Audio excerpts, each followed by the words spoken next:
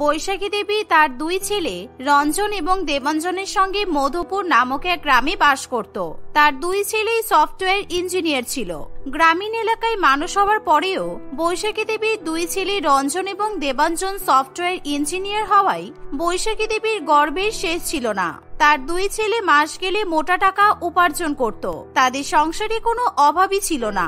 কিন্তু এবার প্রয়োজন ছিল বাড়িতে নতুন বউয়ের, কারণ বৈশাখী দেবীর দুই ছেলেই এখন বিবাহ উপযোগী। যথারীতি তার দুই ছেলে বাধ্য ছেলে হওয়ায় বৈশাখী দেবী নিজের পছন্দ করা দুই মেয়ের সঙ্গেই একেবারে নতুন বছরের প্রথম দিনেই তার ছেলেদের বিয়ে ঠিক করে দেয়। এই শোনো বুলটি, মোহনা, আমার হাতে কিন্তু একদম সময় নেই। এই 1 মাসের মধ্যে আমাকে অনেক কিছু করতে হবে। আমি আমার দুই ছেলের বিয়ে ফাইনাল করে ফেলেছি। নতুন বছরের একেবারে প্রথম দিনেই 1 জানুয়ারিতে আমার দুই ছেলে বিয়ে করছে। নতুন বছরে আমার বাড়িতে একসঙ্গে 2টো নতুন বৌমা আসবে। নতুন বছরের নতুন খুশি। তাও আবার কি, আমার দুই বৌমাই কিন্তু শহরে থাকে, খুব শিক্ষিত, খুব ভালো, খুব সুন্দর দেখতে।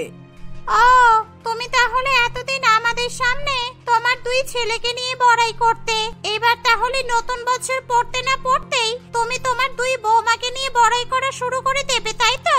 যাক, ভালো ভালো। তবে এখন আমরা কিছু বলতে পারবো না। শহরের মেয়ে মানেই যে ভালো হবে তা তো নয়। আগে দেখবো, বুঝবো, তারপর মন্তব্য করব। হ্যাঁ, আমি জানি তো তোমরা তো হিংসা করবেই। তোমরা তো সবসময় আমার উপর হিংসা করো। এখন নতুন বছরে আমার ঘর একেবারে আলোকিত হয়ে উঠবে, আর আমার খুশি তোমরা তো দেখতে পারো না, সেটা আমি ভালো করেই জানি। যাক, নতুন বছর থেকে আমার আর গল্প করার জন্য তোমাদের প্রয়োজন পড়বে না। বাড়িতেই দুই বৌমা থাকবে, ওদের সাথে দিনরাত চুটিয়ে গল্প করব। এভাবেই বৈশাখী দেবী সারা পাড়ায় সকলকে তার ছেলেদের বিয়ের কথা জানাতে থাকে। সেই সাথে বৈশাখী দেবী তার দুই নতুন বৌমাকে নতুন বছরে বাড়িতে ওয়েলকাম জানানোর জন্য বাড়িটাকে একেবারে নতুন করে সাজিয়ে তোলে। সে তার বাড়ির সমস্ত পুরানো ফার্নিচার সরিয়ে দিয়ে নতুন নতুন ফার্নিচার কিনে নিয়ে আসে। সেই সাথে পুরো বাড়িটা নতুন করে পেইন্ট করায়। এভাবে দেখতে দেখতে 1 মাস কাটে। নতুন বছরের প্রথম দিনে বৈশাখী দেবী দুই ছেলে মায়ের কাছ থেকে আশীর্বাদ নিয়ে বিয়ে করতে চলে যায়। বৈশাখী দেবী তার বৌমাদেরকে বরণ করার জন্য বরণডালা সাজিয়ে অপেক্ষা করতে থাকে। প্রথমে বড় ছেলে রঞ্জন বিয়ে করে তার বউ রিমিকে নিয়ে বাড়িতে উপস্থিত হয়। এসো এসো বড় বৌমা, আমি সেই কখন থেকে অপেক্ষা করছিলাম। বাহ, তোমাকে তো দেখতে একেবারে পরীর মতো লাগছে। এসো, আমি তোমাকে বরণ করি। রিমি তার শাশুড়ি মায়ের কথা শুনে তার শাশুড়ি মাকে সঙ্গে সঙ্গে প্রণাম করে বলে, আমাকে আশীর্বাদ করুন মা। আজকে নতুন বছরে আমি আপনাদের বাড়িতে এলাম। আমি যাতে আপনাদের সবাইকে সারা বছর ভালো রাখার দায়িত্ব নিতে পারি। রিমির এমন ব্যবহারে বৈশাখী দেবী একেবারে মুগ্ধ হয়ে যায়। আরে বৌমা, তুমি তো একেবারে বাড়িতে আসতে না আসতেই আমার মন জয় করে নিয়েছো। তুমি শহরে থাকো, আর শহরের মেয়েরা যে এতটা সংস্কারী হতে পারে সেটা নিয়ে তো আমার কোনো ধারণাই ছিল না। আজকাল তো পায়ে হাত দিয়ে কেউই প্রণাম করতে চায় না। আর ঠিক এমন সময় সেখানে বৈশাখী দেবীর ছোট ছেলে দেবাঞ্জন তার নববিবাহিত বধূ মৌমিতাকে নিয়ে উপস্থিত হয়। মৌমিতা সেখানে আসতেই তাকে দেখে রিমি প্রচন্ড পরিমাণে রেগে যায়। এই তুই এখানে কি করছিস? তুই কি আমার পেছন ছাড়বি না তাহলে? মুখ সামলে কথা বল। আমি এই বাড়ির ছোট বউ, দেবাঞ্জনের স্ত্রী, আর আমি তোর পেছন করতে যাব কেন? আমার কি খেয়ে দেয়ে কাজ নেই? ও, আর আমি এই বাড়ির বড় বউ, মানে রঞ্জনের বউ। আমি ভেবেছিলাম নতুন বছর থেকে আমার ভাগ্য একেবারে পাল্টে যাবে, কিন্তু তুই আমার জীবনে আবার শনির মতো ফিরে এলি। যাকে আমি সহ্য করতে পারি না তাকেই যে আমি আমার যা হিসেবে পাবো, আমি তো এটা ভাবতেও পারিনি। আমি যদি আগে জানতাম যে তোর আর আমার একই বাড়িতে বিয়ে হচ্ছে, তাহলে আমি এই বিয়েটা কখনো করতামই না। নতুন বছরে নতুন শ্বশুর বাড়িতে এসে তোর মুখ দেখতে হলো, তার মানে আমার সারাটা বছর খারাপ যাবে, এটা একেবারে নিশ্চিত। দেখ, একদম বাজে কথা বলবি না বলে দিলাম। তুই তো একই রকম থেকে গেছিস দেখছি। বিয়ে করে শ্বশুর বাড়িতে এলি, নিজেকে একটু পাল্টে নিতে পারতিস। ও, তুমি তো একেবারে সতী সাবিত্রী হয়ে গেছো, তাই না? বিয়ের আগে কলেজে পড়ার সময় 100টা ছেলের সঙ্গে ঘুরে ফিরে এখন আমার ভাসুরের সঙ্গে বিয়ে করে তুমি একেবারে ধোয়া তুলসী পাতা হয়ে গেছো, তাই না? এই যে তুমি সংস্কারী সাজার নাটক করছো, সেটা কেউ না ধরতে পারলেও আমি কিন্তু ভালো করেই ধরতে পারছি। এনারা সবাই তোমাকে নতুন করে দেখছে তো, আমি তো বহু বছর ধরেই চিনি। হ্যাঁ, এই আমি তো তবু 100টা ছেলেকে নিয়ে ঘুরেছি, আর তুই তো হাজার হাজার ছেলেকে নিয়ে প্রত্যেকদিন ঘুরে বেড়াতিস। চড়ে চড়ে বেড়ানো তো তোর স্বভাব ছিল, ফালতু মেয়ে একেবারে। এভাবেই রিমি এবং মমিতা বাড়ির ভেতরে প্রবেশ করার আগেই দরজার বাইরে দাঁড়িয়ে একে অপরের সঙ্গে তুমুল ঝগড়া শুরু করে। একে একে পাড়া প্রতিবেশী সকলেই সেখানে এসে তাদের দুই বৌমার ঝগড়া দেখতে থাকে। বৈশাখী দেবী এবং তার দুই ছেলে কিছুতেই তাদের দুজনকে শান্ত করতে পারে না। নতুন বছরেই বৈশাখী দেবীর বাড়িতে এরকম নতুন রকমের তাণ্ডব দেখে পাড়ার মহিলারা প্রচন্ড পরিমাণে আনন্দ পায়। তারা খুবই উৎসুক হয়ে তাদের ঝগড়া দেখতে থাকে। নতুন বছরে নতুন দুই বউয়ের ঝগড়া দেখতে কিন্তু ভালোই লাগছে। আমার তো বৈশাখীকে দেখে খুব কষ্ট হচ্ছে। বেচারি ভেবেছিল নতুন বছরে জীবনটাকে নতুন করে শুরু করবে, নতুন বছরেই এদের বাড়িতে ঝগড়া শুরু হয়ে গেছে। তার মানে এদের বাড়িতে সারা বছরই ঝামেলা হবে।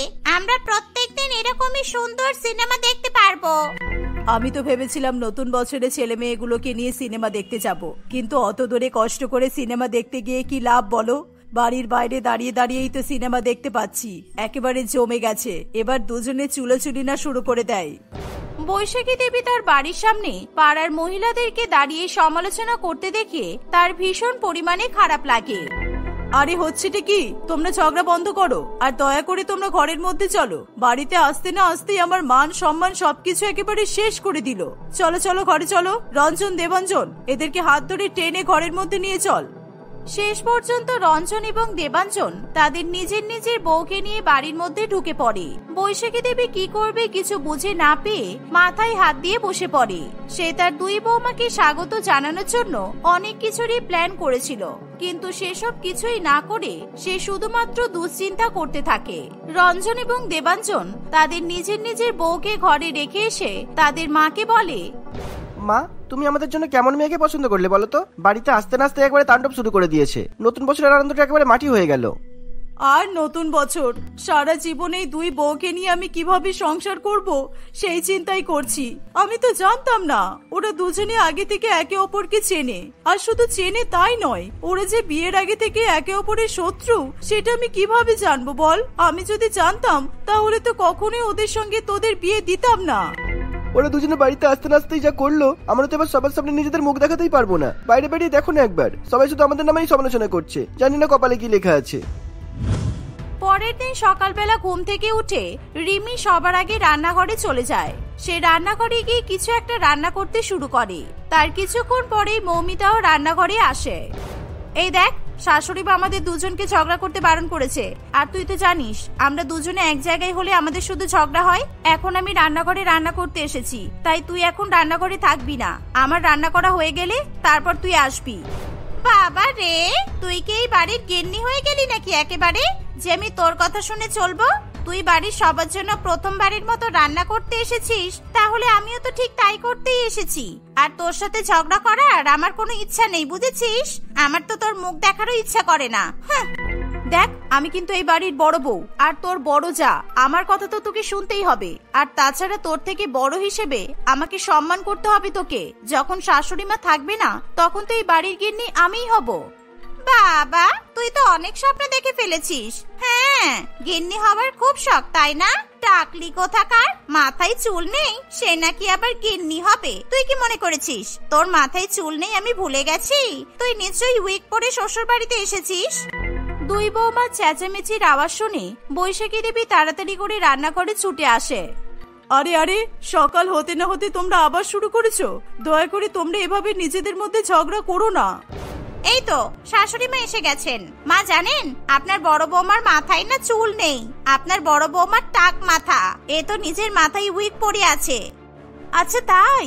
তাহলে আমিও শাশুড়ি মাকে জানিয়ে দিই যে তোর মুখের সামনে যে 4-5টা দাঁতগুলো আছে সেগুলো নকল। তোর তো দাঁত ছিল না, তুই তো দাঁত ফুকরি। শ্বশুর বাড়িতে আসার আগে নকল দাঁত লাগিয়ে চলে এসেছিস। হ্যাঁ বাবারে বাবা, কি মিথ্যা কথা বলতে পারিস রে তুই? তুই তো পিএইচডি করবি বলেছিলি। নিশ্চয়ই কিভাবে মিথ্যা কথা বলতে হয় আর কিভাবে ঝগড়া করতে হয় সেই বিষয়ে পিএইচডি করে চলে এসেছিস। এই বন্ধ করো তোমরা তোমাদের ঝামেলা। তোমরা দুজনেই এখন রান্নাঘর থেকে বেরিয়ে যাও। তোমাদের কাউকে রান্না করতে হবে না। যাও যাও বলছি। বৈশাখী দেবীর কথা শুনে দুই বৌমা নিজের নিজের ঘরে চলে যায়। বৈশাখী দেবী কি করবে কিছুই বুঝে পায় না। সে বাড়ির সকলের জন্য ব্রেকফাস্ট তৈরি করতে শুরু করে, যাতে তার দুই বৌমা আবার এক জায়গায় হয়ে ঝগড়া না বাঁধায়। সেই জন্য বৈশাখী দেবী নিজেই তার দুই বৌমার ঘরে আলাদা করে ব্রেকফাস্ট দিয়ে আসে। কিছুক্ষণ পর বৈশাখী দেবী দুপুরে রান্না করার জন্য বাজার করতে বেরিয়ে পড়ে। বাজারে গিয়ে বৈশাখী দেবীর পাড়া প্রতিবেশীর সঙ্গে দেখা হয়। বৈশাখী দেবীকে দেখে সবাই ফিক ফিক করে শুধু হাসতে থাকে। বৈশাখী, বলো তোমার নতুন দুই বৌমার কি খবর? নতুন বছরে তোমার ঘরটা তো একেবারে নতুন খুশিতে ভরে উঠেছে। কেমন লাগছে নতুন বছরে দুই নতুন বৌমার সঙ্গে সংসার করতে, তাও আবার শহুরে বৌমা? এই বলছি যে আমাদেরকে একবার তোমার বাড়িতে নিমন্ত্রণ করো না। জানি তোমার বাড়িতে গেলেই দুই বৌমা ঝগড়া দেখতে পাবো, কোনো অসুবিধা নেই। ভালো মন্দ খেতে খেতে ঝগড়া দেখতে কিন্তু মজাই লাগবে। বৈশাখী দেবী তাদের কোনো কথার উত্তর না দিয়েই তাড়াতাড়ি করে সেখান থেকে কেটে পড়ে।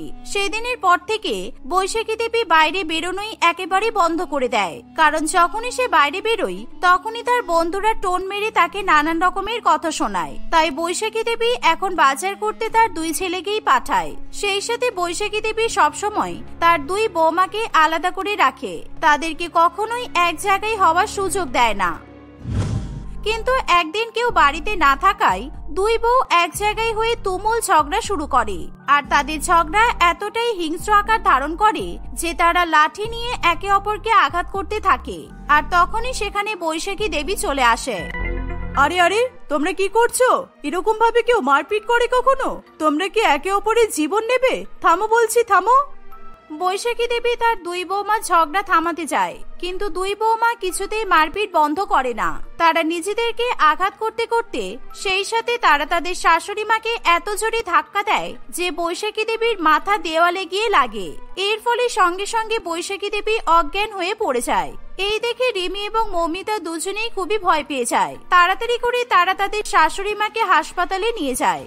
ডাক্তার চেক আপ করে জানায় বৈশাখী দেবীর একটা ছোট হার্ট অ্যাটাক হয়েছে। ডাক্তারবাবু ইমিডিয়েটলি তার চিকিৎসা করা শুরু করে দেয়। খবর পেয়ে দুই ছেলেও সেখানে চলে আসে। অন্যদিকে রিমি এবং মৌমিতা নিজেদের ভুলের জন্য খুবই লজ্জিত ছিল। তারা তাদের শাশুড়ি মায়ের এমন অবস্থা দেখে খুবই কান্নাকাটি করতে থাকে। এসব আমার জন্য হয়েছে, আমাকে ক্ষমা করে দাও তোমরা সবাই। না না, এগুলো আমার জন্য হয়েছে। আমি সবসময় চেঁচে পড়ে ঝগড়া করতাম। শাশুড়ি মায়ের এই অবস্থা শুধুমাত্র আমার জন্য হয়েছে। না রে, তোর কোনো দোষ নেই, সব দোষ আমার, সব আমার জন্য হয়েছে। আরে থামো থামো, এবার কি হসপিটাল ওই নিয়ে ঝগড়া শুরু করে দেবে নাকি? তোমরা দুজনে কোনো কথা বলবে না, চুপ করে এক জায়গায় গিয়ে বসো। যাও, আমরা তোমাদেরকে ক্ষমা করে দিয়েছি, যাও। এক সপ্তাহ পরে বৈশাখী দেবী কিছুটা সুস্থ হয়ে বাড়িতে ফিরে আসে।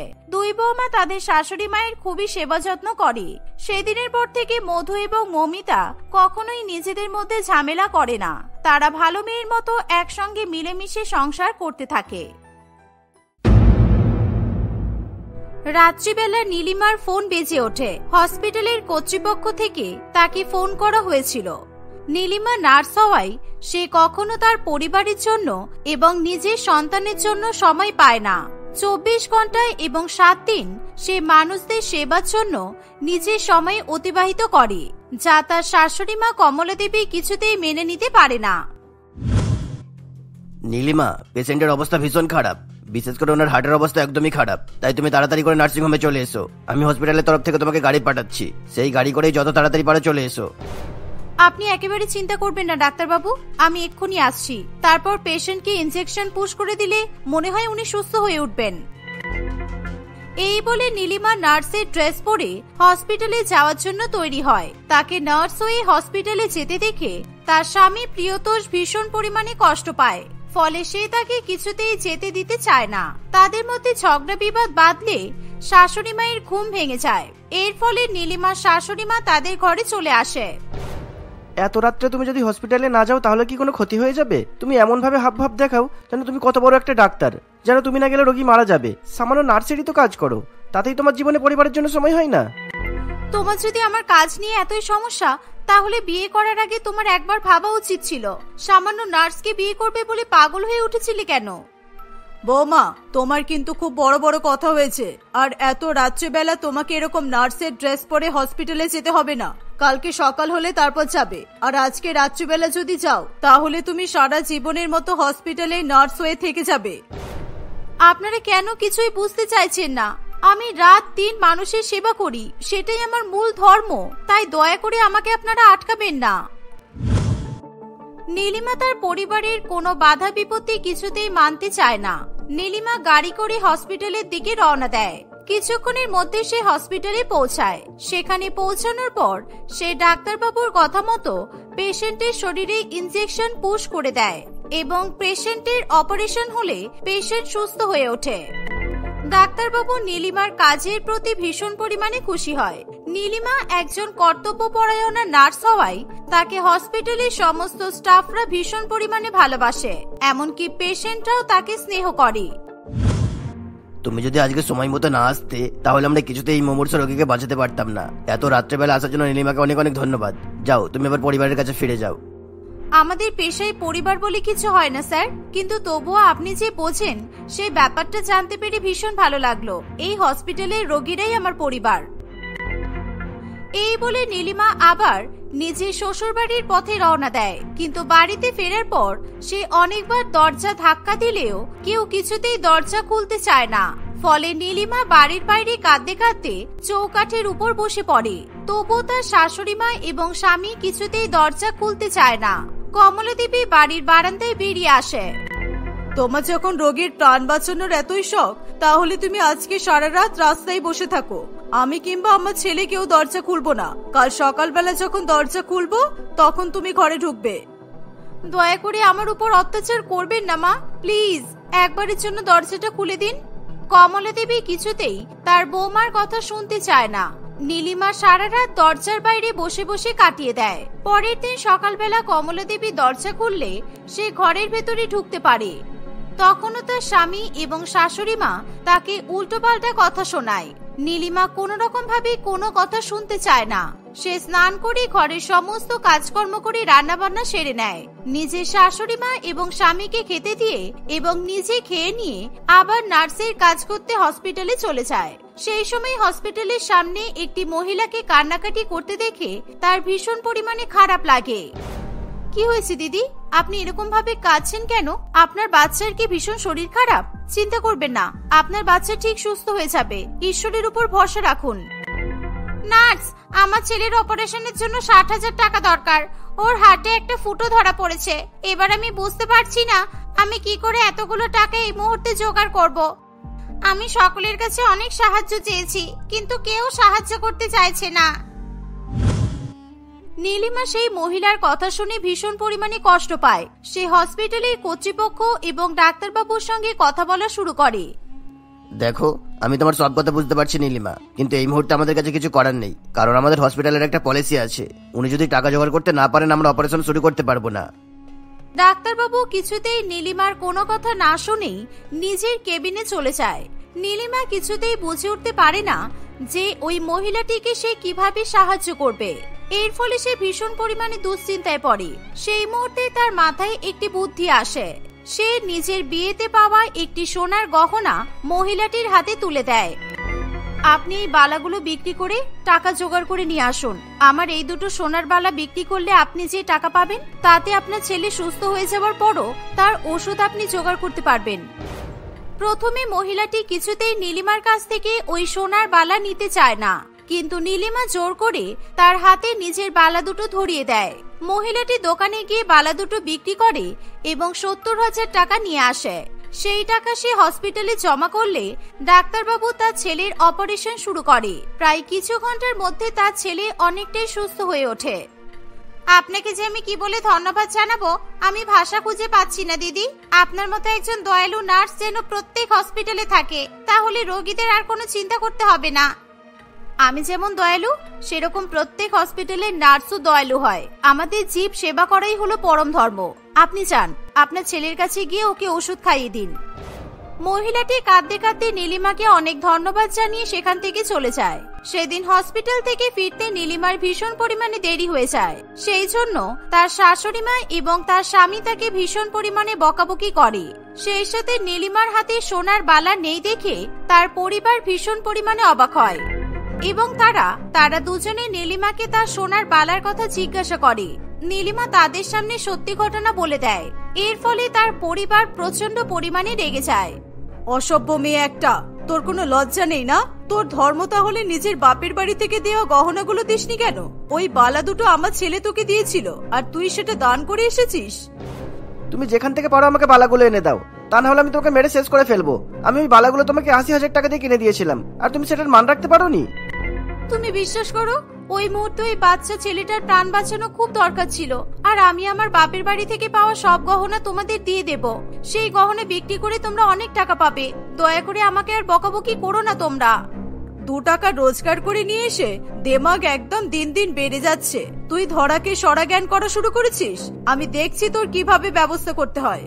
এই বলে কমলা দেবী নিজের ঘরে চলে যায়। দেখতে দেখতে প্রায় কিছুদিন কাটে। একদিন পরিতোষ ঘুরতে যাবে বলে তার পুরো পরিবারের জন্য পাহাড়ের টিকিট কাটে। এর ফলে তার মা ভীষণ পরিমাণে খুশি হয়, কিন্তু নীলিমা কিছুতেই হসপিটালের কাজ ছেড়ে ঘুরতে যেতে চায় না। প্রিয়তোষ নীলিমাকে ভীষণ পরিমাণে জোর করায় নীলিমা 4 দিনের জন্য ছুটি নিতে বাধ্য হয়। 4 দিন হসপিটালে না যেতে পারলে অনেক ক্ষতি হয়ে যাবে। তুমি কেন বুঝতে চাইছো না? এখনো সব নাটক করলে হবে না, তোমাকে আমাদের সাথে ঘুরতে যেতেই হবে। আর তুমি যদি আমাদের সাথে পাহাড়ে ঘুরতে না যাও তাহলে সারা জীবনের জন্য তোমাকে বাপের বাড়িতে পাঠিয়ে দেবো, আর সেখানে গিয়েই তুমি তোমার সোকল্ড নার্সের কাজ করো। আমি কিচ্ছু জানি না, তুমি আর মা গিয়ে ঘুরে এসো, আমি অন্য কোনো সময় যাব। পরের দিন সকালবেলা তারা 3 জনে মিলে পাহাড়ের উদ্দেশ্যে রওনা দেয়। সেখানে গিয়ে সকলে ভীষণ পরিমাণে মজা করতে শুরু করে, কিন্তু নার্স বউয়ের মন তার পেশার দিকেই পড়ে থাকে। সবসময় সে ফোনের মাধ্যমে ডাক্তারের কাছ থেকে বিভিন্ন আপডেট নিতে থাকে। এর ফলে তার পরিবার ভীষণ পরিমাণে বিরক্ত বোধ করে। এই বদমাইশ বউটাকে কেন সঙ্গে করে নিয়ে এসেছিস বলতো? এখানে এসেও নিজের নার্সগিরি ভুলতে পারছে না। পারলে পাহাড়ি কোনো হসপিটালে নার্সের কাজে লেগে পড়বে।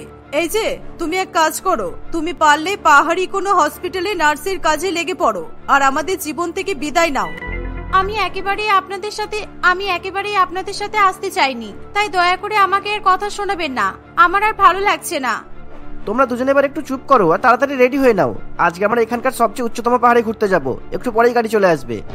গাড়ি আসলে সকলে গাড়িতে উঠে পড়ে। কমলা দেবীর শ্বাসকষ্ট থাকায় সে জানালার ধারে বসে। কিছুক্ষণের মধ্যে তারা তম পাহাড়ে উঠে যায়। সেখানকার সৌন্দর্য দেখে 3 জনেই ভীষণ পরিমাণে মুগ্ধ হয়। পাহাড় দেখার পর তারা যখন গাড়ি করে ফিরে আসবে, সেই সময় হঠাৎ করে গাড়ির নিচে একটি পাথর চলে আসে এবং কমলা দেবীর দিকে দরজাটা খুলে যায়। এর ফলে কমলা দেবী চিৎকার করে খাদের ধারে ঝুলে পড়ে। তাকে দেখে সকলে ভীষণ পরিমাণে ভয় পেয়ে যায়। আমাকে কেউ বাঁচাও, আমি এক্ষুনি নিচে পড়ে যাব। দয়া করে আমাকে তোরা বাঁচা। প্রিয়তোষ, দয়া করে আমাকে বাঁচা বাবা, আমি মরতে চাই না এখন।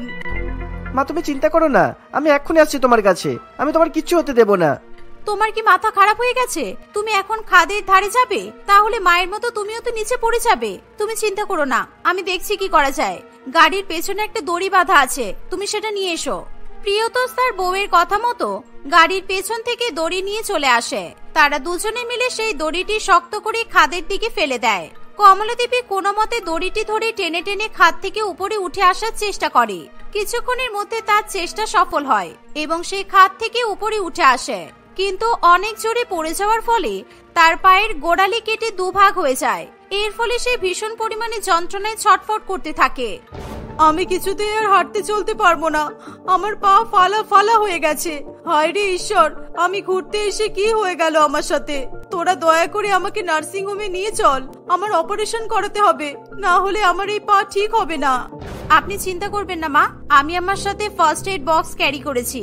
আমি যে করেই হোক আপনাকে সুস্থ করে তুলবো, কারণ এখন এখানে নার্সিং হোম পাওয়া খুব মুশকিল। আর আপনার পা থেকে যদি এভাবে রক্ত বেরোতে থাকে তাহলে কিছুক্ষণের মধ্যে আপনার অনেক বড় ক্ষতি হয়ে যেতে পারে।